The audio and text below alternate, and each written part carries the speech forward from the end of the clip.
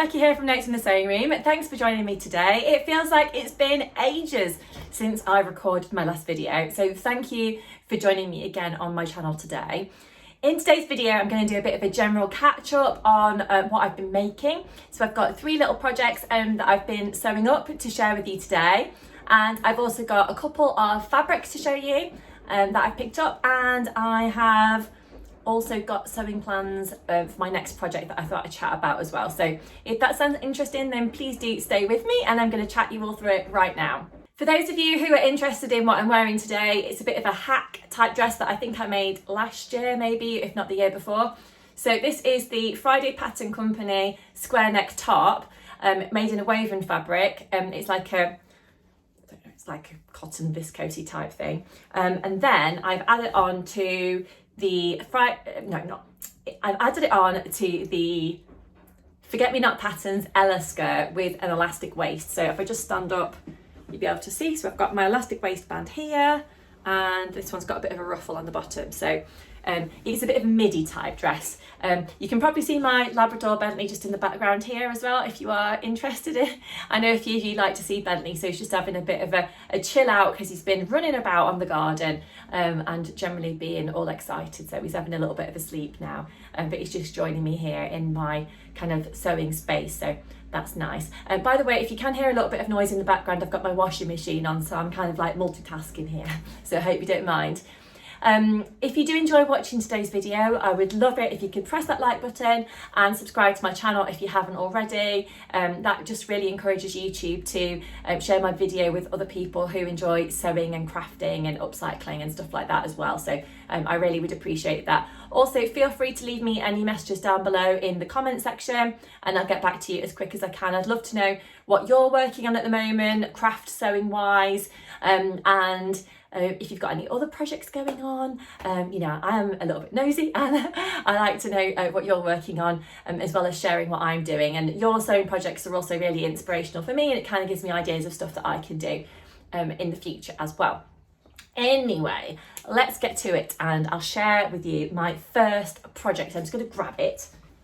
So this project is actually the 3rd thing that I've made from the Tilly and the Buttons Mabel dress pattern pack. So I've actually found that I just love the pattern, and this is, as I say, the 3rd time that I've had a go at it, but this time I've made a few different changes, and that's not because I don't like the pattern, I really do, but this time I only had 2 meters of fabric to play with, and I've made it in a crepe back sateen fabric which I got from Minerva. I was kindly given the fabric for free as part of their brand ambassador program, thank you very much to Minerva, but it's a really lovely fabric. It's the first time that I've had a go at making anything in this type of fabric.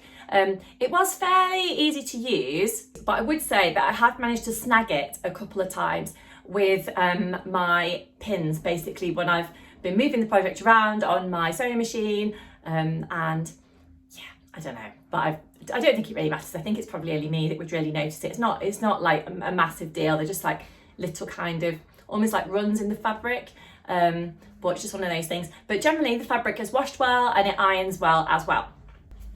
So I'll talk you through some of the changes that I've made. So this is the dress here. So I'll talk you through some of the changes that I've made. This is the dress here, as you can see. So basically I'll put in a little bit of footage of me wearing this dress as well, so you can kind of see it like full length and stuff. But as I said, I had limited fabric this time. So changes that I decided to do. So this is the same sleeve that comes in the pattern pack. So you can normally do it as a 3/4 length arm, which has got a kind of ruffle detail and some shirring, or you can do a longer sleeve. But because of you know, the little fabric that I had, I decided just to shorten the sleeve and have it as almost like this kind of cap sleeve type thing instead, which I think works quite nicely, particularly for summertime. So that is one of the changes.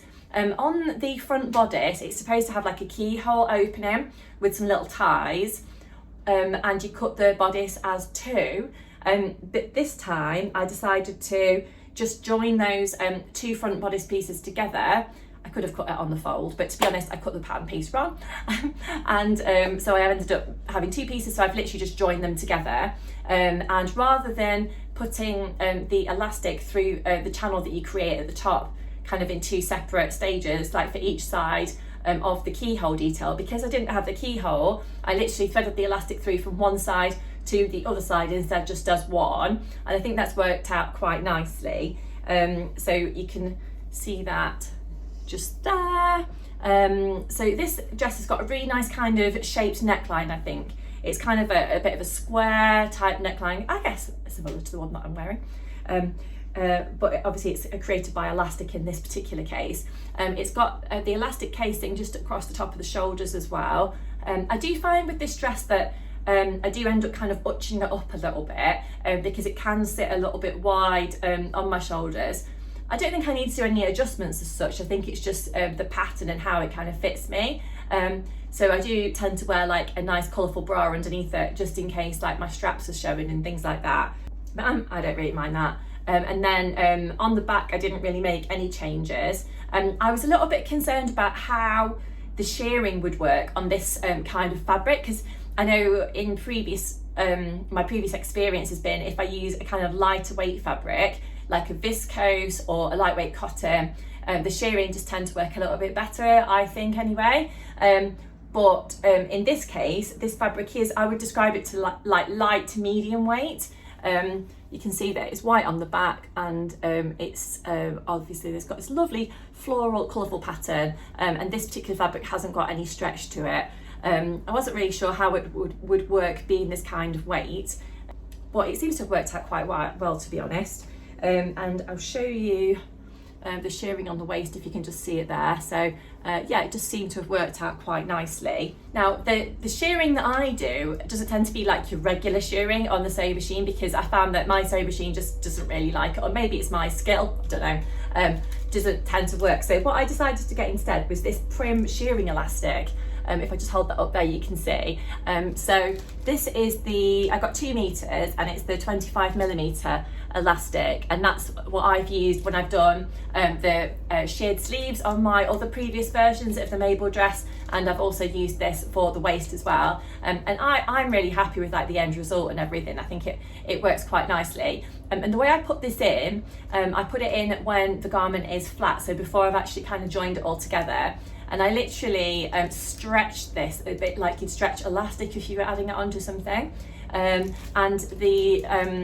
the shearing elastic here has actually got lines in it, if you can see. So you can choose how many stitching lines you actually want to do. So I tend to do like maybe like 4 or 5 lines, and you can just kind of choose it on there. And I just find it kind of gives me a bit of a guide of where I actually need to sew as well, because I found that when I had to go at doing normal shearing, again, like maybe it's just me, but it ended up like being a bit wonky. So using this I find is quite helpful. And yeah, I can't remember where I got that from, bought it online anyway.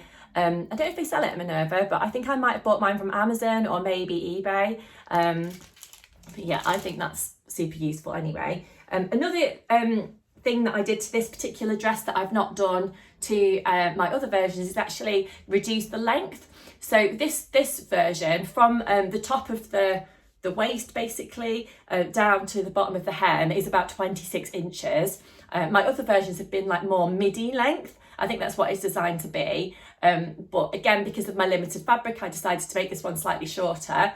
So on me, it ends up being sort of around about my knee. But I'm quite happy with that, to be honest. It just gives the whole dress a bit of a different look. But I really like the print of this fabric. It's got a lovely drape to it. And I think it could be like dressed up or dressed down because it's got this kind of shine to the fabric. So yeah, it's a lovely one, and I'm pleased that I got a chance to work with it.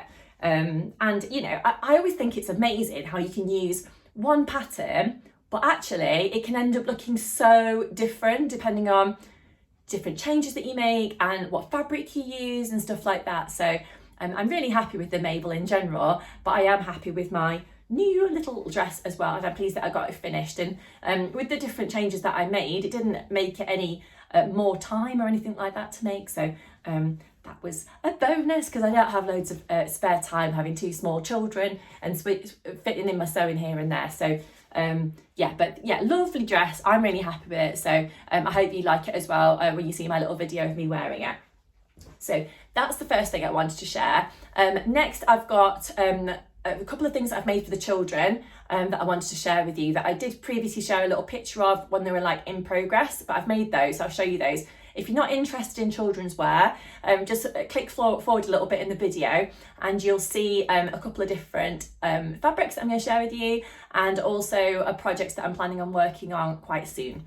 So the first thing that I wanted to share with you is this little t-shirt here. So I've got this fabric from Pound Fabrics, and I've added in a cute little label that says made by Mummy, if you can see that in there.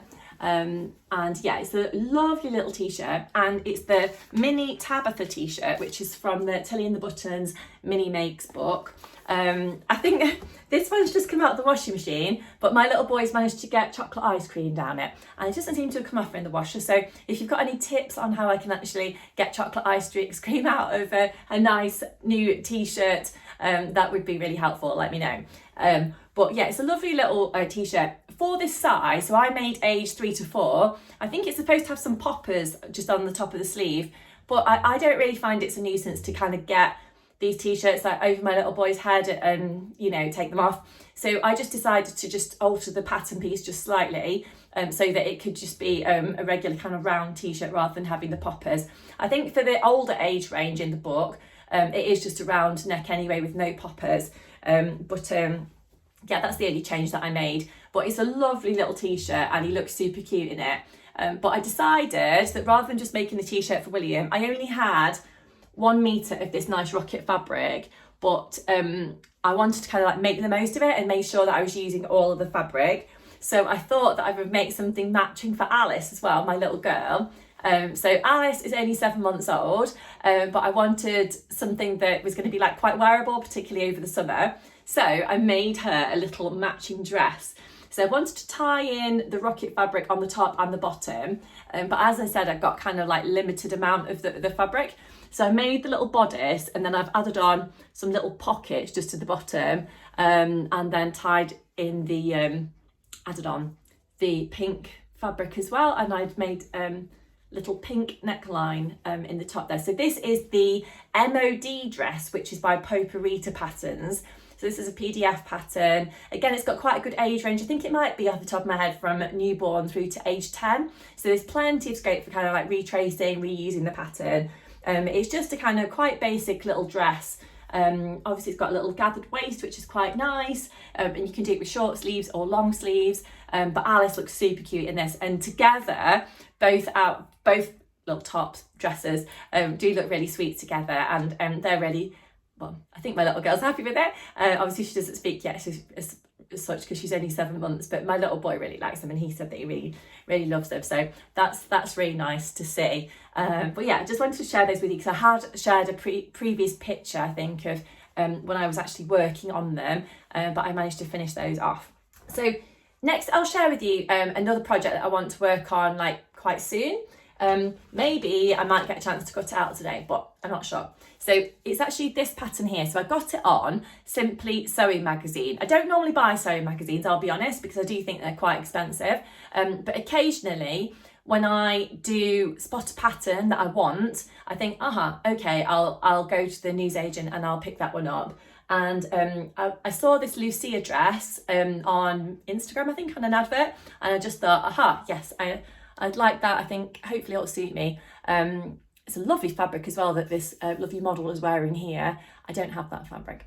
But yeah, it's just a kind of nice summer dress. It's got a ruffle around the bottom. It's got an elastic waist, and it's got quite nice detail to the top of the sleeves as well. So I think you can do version A or version B. I think I'm going to do the version with the ruffle.